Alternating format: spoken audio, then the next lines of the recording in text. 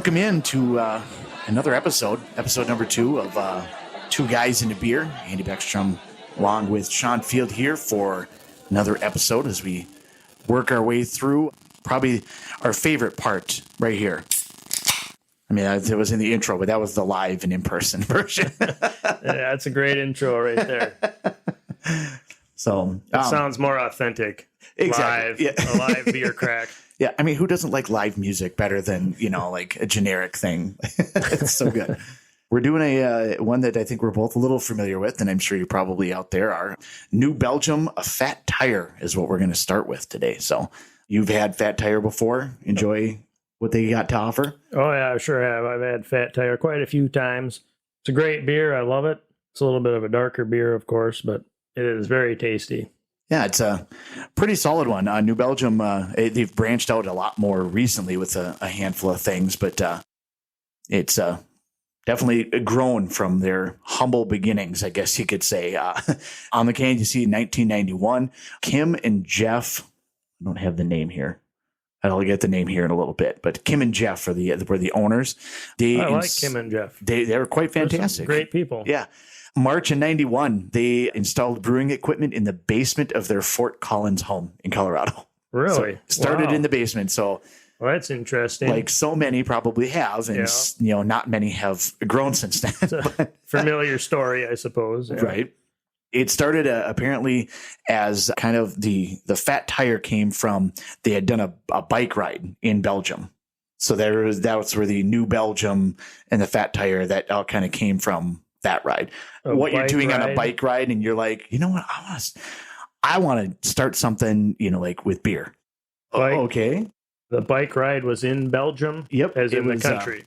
Yep. It was, let's see here if I can get to the right place here. They're just biking through Belgium and decided beer is their calling. Yep. That was the route that they were going to go, inspired by a bike ride. Were they on a Fat Tire bike? Did they have those bikes back then? That's a good point. I don't know that they did. I feel like that's more of a recent thing, maybe. Yeah, probably. I don't know. I don't know much. Make for a good story. It's true. Yeah. I don't know much about Fat Tire bikes, really. I've seen them. I've heard that they do really well in snow. But they're light. There you go. Lift them with a hand. Let's see here. Kim, one of the owner, inspired a lot of the core values. She was a social worker. So kind of inspired kind of some of the core values to try to give back or something with that. Kim became the first bottler and sales rep, financial planner, and everything, eventually scaling it into a huge brewery, naturally. But Kim did basically everything. It sounds like maybe Jeff did more of the brewing, but Kim was, kind of the big thing. It almost sounds like Moosehead all over again, though. The woman takes the lead and starts brewing the beer and handling business. Mm-hmm. Yeah. So it's kind of, it's what we're learning here is we should just turn everything over. Just let women do everything. Mm-hmm. I think it's time. Men have had the past 2,000 years. Let's give the next 2,000 to women. Absolutely. Equal rights. I think it's a fantastic idea. In the meantime, June of 91, they make 2 beers. Fat Tire was one of them, and then a Belgian-style double called Abbey. And both at the Colorado Brew Festival did well. In 93, Abbey Ale wins a gold award for the specialty category because Belgian-style beers were so rare that they didn't even have their own category.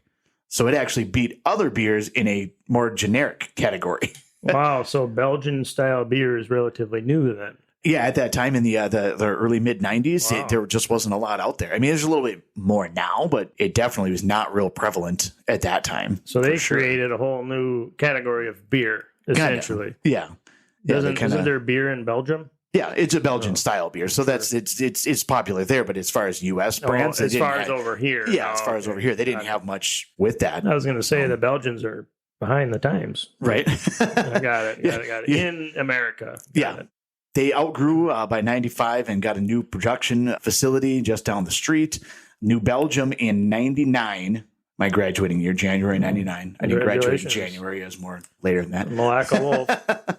They decided to do a new tradition of a 1999 Electra Cruiser bicycle. Every single employee on their 1-year anniversary gets a free bike.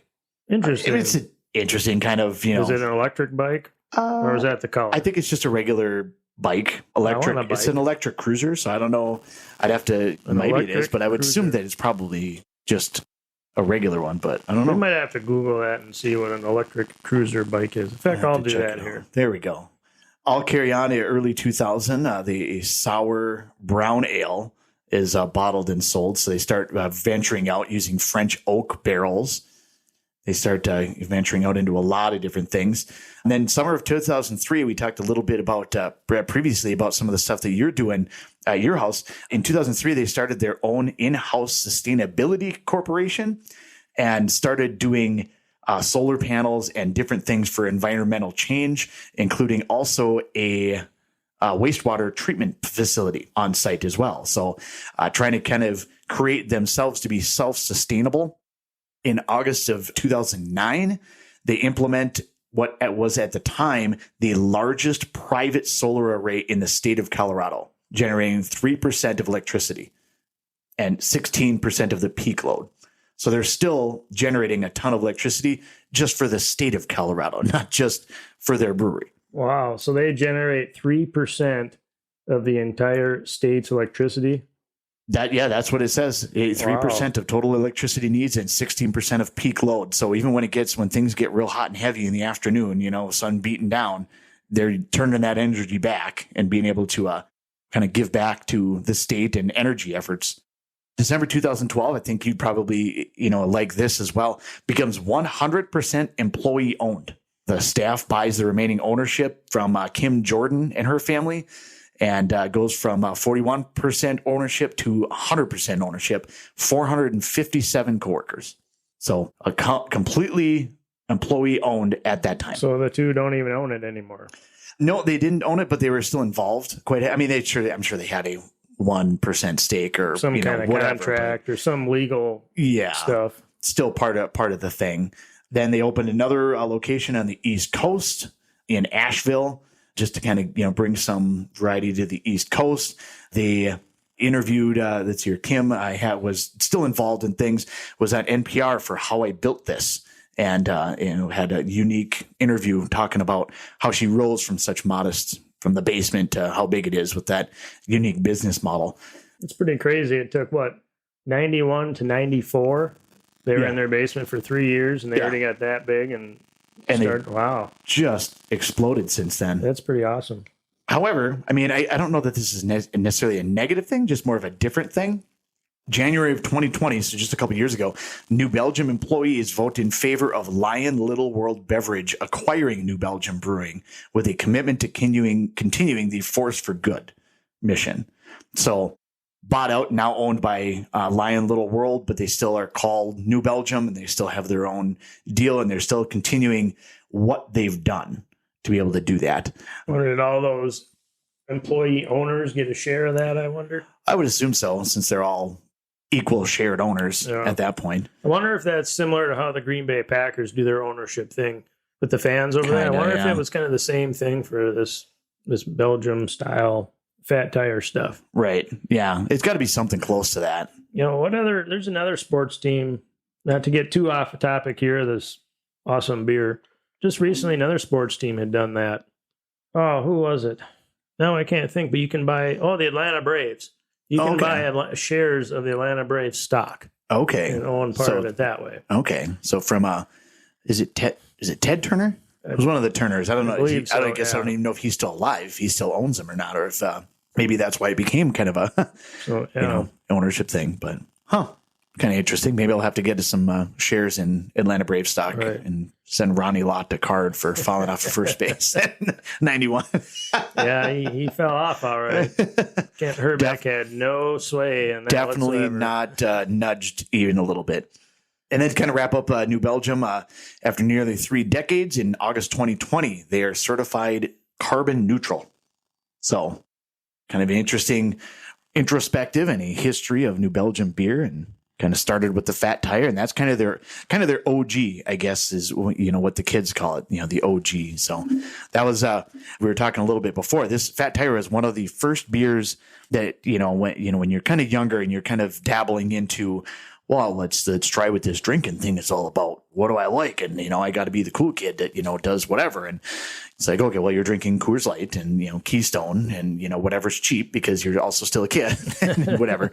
You don't know what good beer tastes like yet. You're still drinking that garbage. Exactly. Not that those are necessarily garbage, but it depends on what you're looking for. Yeah. Like if I'm going to be mowing the lawn or playing softball or something like that, I'm going to get a flat of Mick Golden. You know what I mean? We're going to be rolling Coors Lights all day, Yeah. After bowling, like to go to the Moose Lodge and have about 6 or 17 Busch Lights.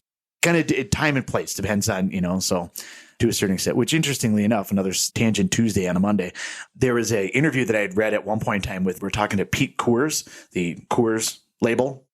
And it took, God, what was it? Something like 8 or 10 years of people convincing him that Blue Moon could succeed. He was like, absolutely not. I just don't understand how people can drink one beer. If I'm going to go out and mow the lawn, I want to have like 3 beers and then have another one after I'm done admiring my work. And like he wanted, like his idea is it's refreshing. It's not an alcoholic thing, more of a refreshing, light, easy drinking beer where you could have, of course, I mean, that's also a sales thing. If you drink 12 of them today, you got to buy another case tomorrow, Right. So it's kind of the point is to make money. And so the Blue Moon brand never really got a lot of advertising, never really got a lot of support. And he was going to pull the plug on it constantly. And finally, like after many years, it just boomed and succeeded and just kind of popped up out of nowhere. And he was kind of like, well, I guess we can let it exist, So he never really was a big fan of that. So, but yeah, I was probably kind of the same way. You know what I mean? Like you said, when you're younger, you don't have that refined palate. Get into something else. But yeah, this Fat Tire was a family friend had kind of tried to introduce me a little bit, and I tried it, and I'm like, ooh, this is gross. This is really not good. But it's one of those that I actually came back to. Yeah. I didn't just like, oh, this is gross and that's it. It was, well, we'll see. And then my buddy Tony showed up to a party that I had when I was younger and brought Killian's Irish Red, and the rest is history for me. And it's been down that rocky path the entire time since then. Yeah, just like you said, Fat Tire was one of the first couple that I tried probably in my mid-20s that was different than a Coors Light or a Miller Lite. It was turned on to me by a group of friends down in the cities. Actually, I went to, that I actually recall this, why I don't know, but we went to Buffalo Wild Wings there in Coon Rapids, and they had Fat Tire on tap there. And the guy there, his name was Andy. He's like, sounds like a cool dude. Right? Yeah, they're all pretty cool. He's like, you ought to try this Fat Tire. And I'm like, okay. So I tried it off the tap there, and I'm like, ugh, I don't know about this. But I kept going back to it too. And now it's a damn good beer. It's one you can never go wrong with. That's for sure.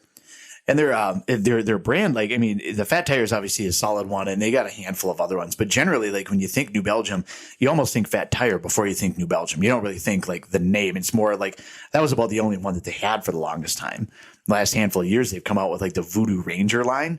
So there's like 3-4 like IPA sites, an Imperial, a Juicy Haze, like a bunch of them there. They've almost become almost its own brand there. You talk about Fat Tire being its own thing, like Voodoo Ranger is almost like, for the longest time, I didn't realize it was even from New Belgium. I'm like, well, I'm going to get some Voodoo Ranger, or my brother-in-law, we like to be high level in French. So we call it Voodoo Ranger. Oh, yeah. That's what we like to say. Because then it's not just you're drinking Voodoo Ranger. You put your pinky up too. Absolutely. Really, Yeah. Really get it up there. High classes, that's how we roll. But that Voodoo Ranger line's become kind of its own beast off to the other side, a whole different element of it. So I wonder if that was part of that original ownership group or the original people that were involved, or if that was the new group that took it over, kind of when that started. But it's fantastic stuff, though. Did you say those original owners was Kim and I don't even know the guy's name because Kim and apparently Jeff. Kim does it all. So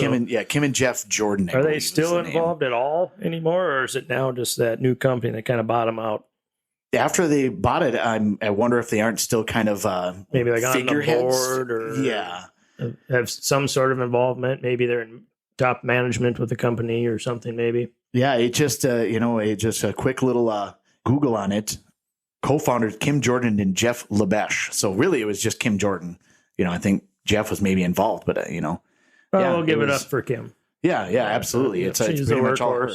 But yeah, it sounds like, maybe she's not really involved anymore. It's just involved by somebody else, which, I mean, hey, if you can build something and you can grow something into, something that's worth buying, I guess, You know what I mean? If that makes sense, absolutely take advantage of that. And who wouldn't want to have that opportunity? But like, well, I mean, you want to keep part of it. You know, you still want to, especially if you grew it yourself. But at the same time, it's like, all right, well, now I have to never worry about anything. I kind of want to go to visit whatever the Moosehead Brewery, and let's just go. Like, just get in the plane, fly out there. It's not, something you need to worry about. But yeah, I think that'd be tough, starting a company and then selling it off and not having any part of it, all that work you put into it, But I suppose if the price is right, everything's for sale. It doesn't matter what it is. I don't care who you are or what it is. Everything's for sale for the right price. Oh, absolutely. 100%. Yeah, and I couldn't find anything on the Google machine about these bikes that they gave away.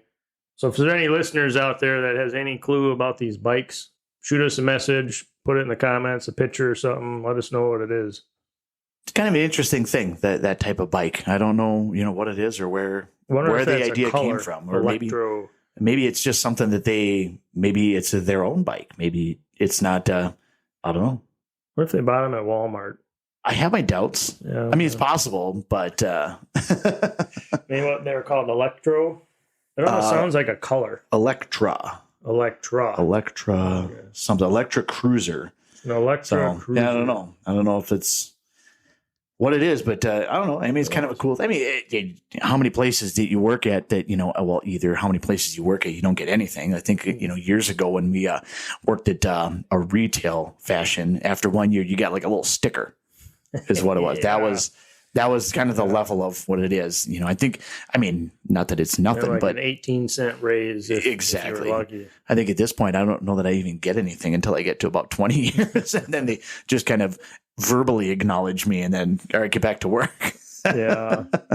But, that's the nature of the beast. Yeah, you can't complain too much. Employers employ you. They give you a paycheck to do your job. Mm-hmm. That's just what it is, Absolutely. If you find a place that gives you extras, that's great, but they don't have to. Mm-hmm. You're there to do a job, and they give you a paycheck for said job. So take advantage of the opportunity that you can. Why not? Get yourself into whatever position you can to be able to make what you're comfortable with. I guess that's, to a certain extent, that's also part of it too, is, am I willing to make more, but sacrifice.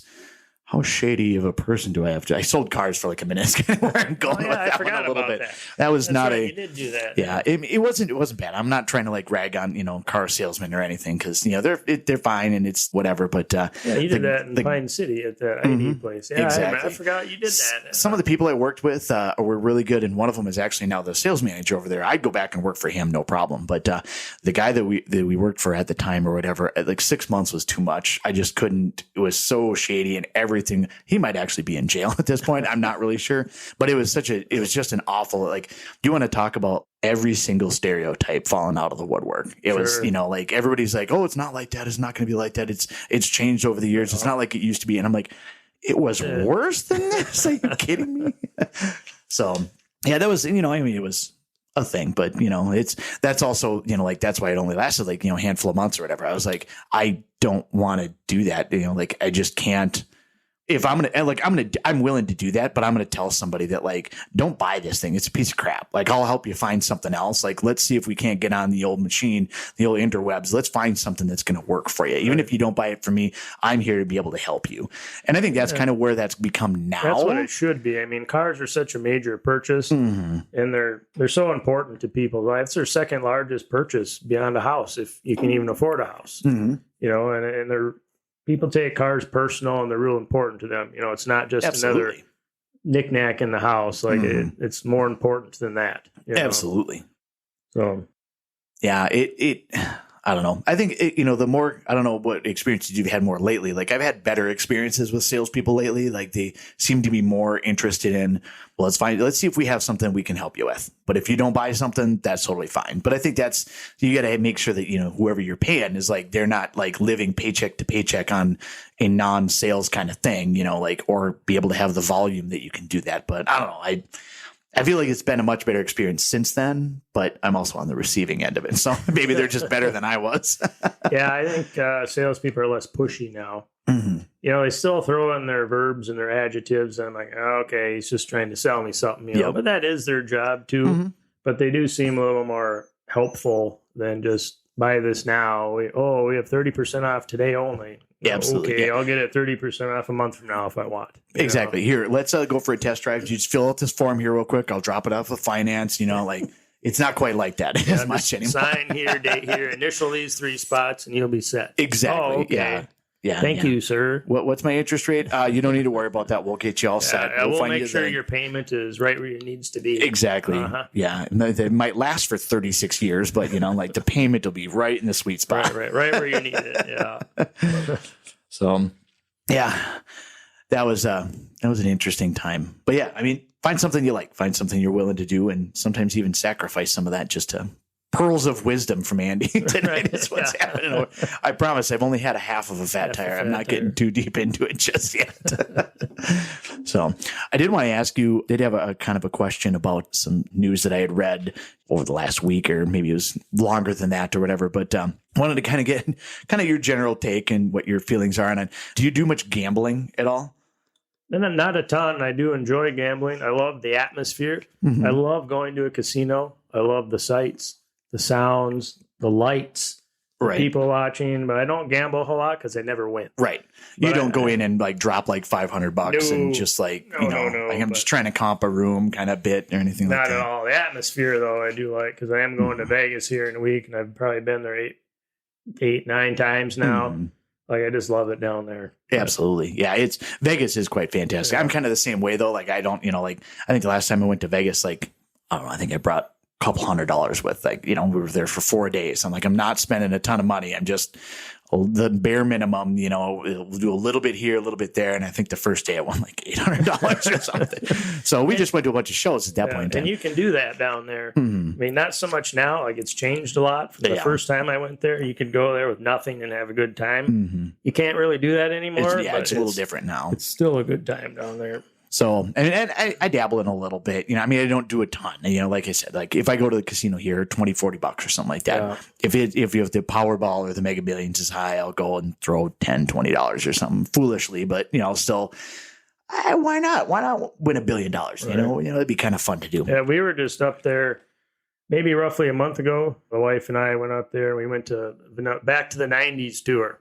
Okay. And of course, the headliner of the second night was Vanilla Ice. Who's awesome, by the way. If you've never seen Vanilla Ice live, you're missing out. The dude is so good. He's so awesome. He's so much fun. It's just amazing. Well, anyways, when we were in there gambling, Jeff and Shelly came with us. Jeff was gambling on the Buffalo machine. He put in $100 and was winning. And I'm like, this is ridiculous. Good for him. But I guarantee you, when I put in money, I'm not going to win. So I went to a different Buffalo machine. Put in $100. Within an hour, I lost it all. Well, he's over there just winning. I'm like, of course. So it worked out great for him, but not so great for me. But right. Side note: I actually know the drummer for Vanilla Ice. Yeah, he's from Pine City. Mm-hmm. Yeah. That's do you know the guy I started broadcasting with? It's his son. I don't remember. Really. Yeah. So I've actually when you at KBK. Mm-hmm. When I very first started. For that. Yep. That's his son. That's his son. He was I knew him when he was a high school kid, like playing the quint toms or whatever for the pet band, trying to help. Mm-hmm. Trent, trying to do all that sort of stuff. Or whatever. Was from Pine City. He did drum in Theory of a Dead Man for a minute too. Mm-hmm. If you didn't know that, he's a super nice guy. Just a very down to earth person. Like he looks like, he's got the little mohawk and like he's got kind of that vibe or whatever. But you talk to him or whatever, and he's just a very down to earth, easygoing guy. Super nice. Ty is his father. Mm-hmm. That is interesting. Yeah. Yeah, I did find out, too, he doesn't tour with Vanilla Ice. I mean, he does the tour, but he flies back to Minneapolis. He stays in Minneapolis, and every date, like, he'll fly out and do the show and come back. And actually, Vanilla Ice, his name is Rob Van Winkle, if you didn't know that. Mm-hmm. He actually comes to Pine City and hangs out with him and his family. Yep. He went to the Pine County Fair last year. And, Ice was hanging out at the fair, doing rides, drinking a beer like anything else. Hoping it was a fat tire. I don't think they had a fat tire there. I have my doubts. Probably a Busch Light over there. So, he went to 2 years ago when I saw Vanilla Ice in Duluth. Rob Van Winkle put out Toby's in Hinckley. Mm-hmm. He's like, I had the best cinnamon roll I've ever had right there at Toby's. If you haven't had a cinnamon roll, you got to go to Toby's and get a cinnamon roll. Yeah. And I mean, I know kind of what he looks like, but I knew what he looked like then. You know what I mean? And so now he just looks like a tall dude with a bunch of tattoos. You know what I mean? Like, he doesn't look maybe a little out of place in Pine City to a certain extent, but not like, oh, this guy's a thing. You know what I mean? Right. Just more of a like, who's this joker? You know, something like that. But, you know, that's what even Trent said the same thing. You know, when I've talked to him, whatever, he's like, he's just a nice guy. But he knows him, obviously, like, he's just good friends with him. Right. Like, he was very good friends. Like, I talked to him recently or whatever. He's like when Coolio died, well, like that actually hit him really hard because he knew him from a lot of the touring and stuff. And so like he'd fly out and just visit him in Compton. Oh, really? And so he's like, buddies. Yeah, he's like, I didn't cool. really want to all that often for a lot of reasons, but you know, he's like, yeah, we just, you know, hey, you want to fly out? He's like, all right, sir. You know, so yeah, when Coolio says fly out, you should probably fly out and go hang out. Oh, absolutely. Like, why would you miss out on something like that? Yeah. So yeah, it's kind of a small world. Exactly. That is really cool. You still talk to Trent once in a while? Every so often, not super often. I'm not trying to play that like we're like besties or go way back or anything. But if I see him in public or something like that or whatever, like we'd be able to stop and have a conversation. Oh, sure. You know what I mean? Like I know that me and Adam at one point talked about trying to find a time to like go out to dinner with him or something, but he's so busy with stuff going on that you know it's kind of how adult friendships and everything. You know, even us, like, it's kind of like we're gonna get together for a beer for at some point in time, and like 2 years, 4 years later. Hey, how about that beer? Oh yeah, let's we'll figure it out soon. Yeah, absolutely. I mean, 3 more years go by. Well, what happened? Exactly. Yeah. Anyway, what's this question about gambling? We're getting. Oh yeah, that's right. Well, let's take we'll take the access road and get back onto the main highway here. So the reason I kind of go down that route or whatever is every so often, in addition to like the Mega Millions or stuff like that or whatever, hopefully the SEC or whoever it is that would AGE or whatever gambling enforcement doesn't come after me. But I like to bet like a $20 bill with my buddy Bondo on like the Twins or something. Not a game, but like for the whole season. You know what I mean? So it's not like we're not doing like heavy lifting here or anything like that. So come after me if you got it, but we're pretty much a wash at this point in time. Andrew Jackson can be pretty heavy. Exactly. We get so we'll try to pick like above and over under for the year on wins or something like that.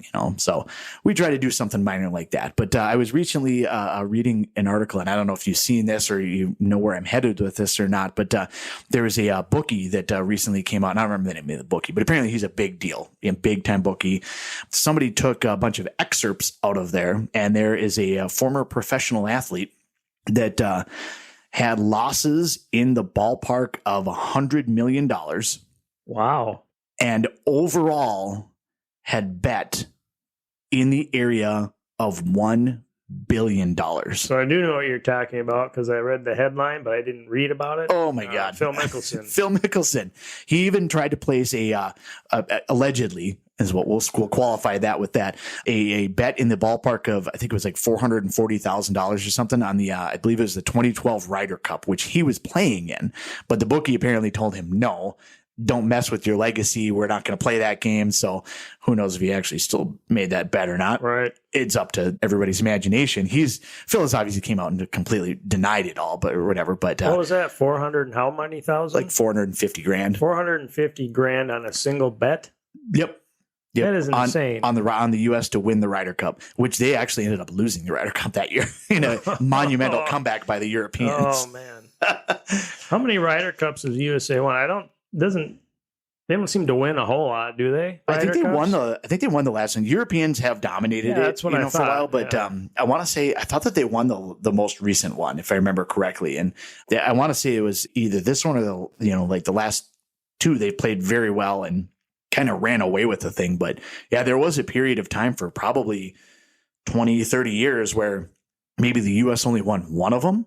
I think dating back to, sometime in the 90s, they had like an exciting one, I think in Georgia or something that they won, that they were being ridiculed across Europe because they were like shaking beers off of like a balcony of the clubhouse or something after they won. And it's like, I don't follow golf so much. I'm not a huge fan of golf, but that's what I remember before, is it always being the Europeans winning the Ryder Cup and the United States never being that great. Right. Great at it. Yeah, I'm just looking up how much Phil Mickelson is worth. Just out of curiosity, if you can bet $1 billion and stuff. I feel like that's gone up and down quite a bit over the last handful of years, of course. According to CelebrityNetWorth.com, he has a net worth of $300 million.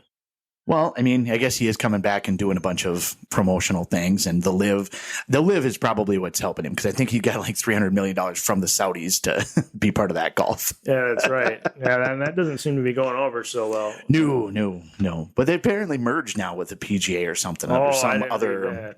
But apparently they have a ton of money over there, though. But I suppose all that oil over there, you can well, and that's get what you want. That's the big major controversy is, the Saudis are trying to like buy soccer clubs and buy all sorts of stuff they call it sports wash, where it's like, oh no, don't worry about all of our civil awful things and genocide and whatnot. Like, look at how good our soccer team is and right. things like that. So it sounds like that's kind of what they're maybe trying to do. But I thought it was a kind of an interesting article that, like, I just couldn't fathom. I mean, obviously if he lost 100 million, but he bet $1 billion, clearly he's won some in there because there's a $900 million swing on losses to whatever. But that's still like, you just can't even fathom. That's just a ton of money. I can't even fathom. But I guess to a certain extent, and I was listening to radio, somebody made the point the other day that like, if you bet $20, like you don't got nothing riding on it. You know what I mean? If you bet $100 on the outcome of this game or whatever, you don't come. You got to put some skin in the game to really actually get the high from it. To make anything. And so he's making like $200,000 to $500,000 bets. You know what I mean? Like. Yeah, like anything, the old saying, it takes money to make money. Even when you bet, like I used to bet on Bodog.com, like $5 bets here and there just for the fun of it. You don't make squat on that, you know? Yeah. So, just like if you want to make money doing it, you got to spend a ton of money. But I suppose somebody like Phil Mickelson isn't too concerned about making money off betting. They're just doing it for the high and for the fun of it. Exactly. All the stories of Michael Jordan betting in Las Vegas all the time, huge sums of money out on the golf course. He bets like per hole, like $20,000 per hole, Yep. Well, Charles Barkley, he's been reportedly, bet tens of millions of dollars throughout his career too, and losing it. That's why he's still working for TNT. Right. Although I love him as a commentator, absolutely love that guy. There's no filter on that guy. No, nothing whatsoever. And he probably would have even less of a filter if he wasn't on like a national TV. And even though he still is, there's very little filter on him. Right. Yeah, he's quite fantastic. That entire TNT crew is top notch. Really, it is pretty good. I don't watch a ton of basketball regular season, especially, but I like basketball. But just the NBA is just so hard. It's getting pretty rough. It's so hard to watch anymore. Although it's starting. I will admit, like especially even the Wolves, it's starting to get a little bit better. It's starting to get a little bit more wide open. They're starting to move the ball a little bit more, but it got so ISO for so long. I still can't stand it. I hate watching the Wolves. I hate Karl Anthony Towns. I think he's a wuss. All he does is whine. Every play, he throws his hands in the air like, "Oh, I'm fouled. Oh, my gosh." Like, dude, shut up. But he has changed the game. You're in the NBA. He has changed the way big men play the game. Yeah, he sure has. It's just ridiculous. Although I still do like the Timberwolves. I still do follow the Timberwolves. Did you happen to notice their new uniforms they come out with? I did. I like those. Those are pretty. I think that's pretty sweet. Yeah, absolutely. Yeah, it almost kind of looks like water or something on the top of the uniform. It's got like our state, like on the belt. Yeah. It says 10,000 Lakes, like on the, like, I don't know what you'd call it, the cuff of the shorts. Right. Yeah, it kind of blends a little almost. Yeah. Yeah, I think it's a pretty sweet look that I seen. So, yeah. What else you got? That's kind of about what I got. One last thing I'll throw at you for tonight. I just happened to come across this meme the other day about quarterbacks for the San Francisco 49ers. I mean, let's be honest. The first two that pop into your mind are going to be Joe Montana and Steve Young. I mean, name somebody before them. I can't. Don't have a clue. But anyways, the meme was about which quarterback. There's only one quarterback in San Francisco 49ers history that's thrown for 30 touchdowns in back-to-back years. Only one has done that. If you're going to tell me that it was Jimmy Garoppolo, I'm going to throw like the full can of triple at you or something. It is not Jimmy Garoppolo. Colin Kaepernick? It is not Colin Kaepernick. I was surprised by this. Is it old? It's got to be newer. It's newer than the Steve Young, Joe Montana. Okay. You'd think it would have been either one of those two. Jeff Garcia. It is Jeff Garcia. There we go. Because I knew Jeff Garcia was good, but he always gets ragged on for being so bad. But I thought he was solid. He was pretty decent, He just wasn't. He had a handful of good years. I mean, most of the time he was probably, middle of the pack. Yeah. But those couple years in San Francisco, he was pretty top notch. I think the biggest problem is that he was right after Steve Young, and he wasn't Steve Young. He could run and he could throw a little bit, but he wasn't. And so I think he just got like, well, this guy's awful. Get him out of here. But it's like, well, he's still pretty good. Right. But and then I thought another thing I wanted to share. This is more like of a did you know thing. It wasn't it has nothing related to anything we're ever talking about on these podcasts, but it was just kind of interesting. So you get the NBC, the more you know logo. Yeah. Like Right. It just came across when I was scrolling the social media, of course. And it was, did you know the average adult male only changes their sheets on their bed 4 times a year? I mean, that sounds Can you probably, believe that probably It sounds. probably is accurate. It got me thinking, back when I was single, I'm like, I don't think I ever changed my sheets, but I washed them once a month.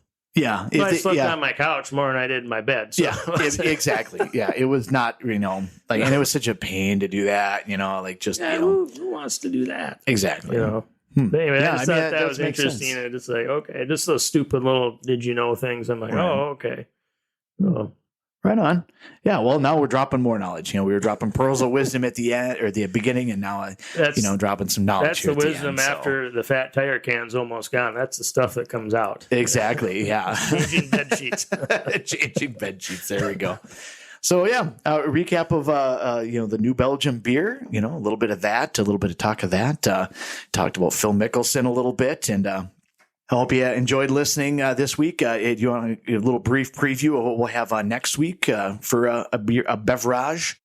Yeah, next week we'll be reviewing old style beer out of La Crosse, Wisconsin. And interesting enough, it is coming back to La Crosse, Wisconsin. So we'll talk about that next time. So you're going to have to tune in. Unfortunately, you're going to have to tune in and listen to us again next week to hear all about old style. Yep. And if you like, share, and subscribe and do all the things, we'd also appreciate that. Yes, comment. Tell us what you think in the comments, good or bad. We want to hear it all, just so we can try to get a little better. So, and even just give feedback on what you think, what you would bet $450,000 on. Yes. What would you feel confident enough to bet that amount of money and then deposit it in my bank account? Exactly. I will bet you that you wouldn't do it. So, all right. I hope you enjoyed the episode, and we will see you again soon. Thanks a lot, everybody. God bless.